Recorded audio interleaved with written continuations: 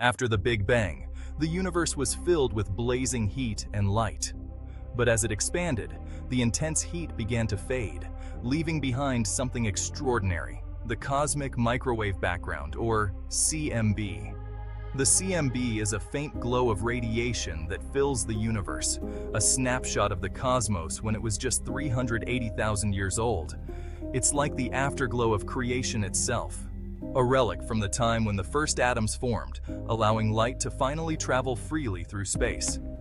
Today, this ancient radiation helps us understand the early universe, its temperature, its composition, and its expansion. It's the ultimate time capsule, a signal from the dawn of time, still echoing across the cosmos.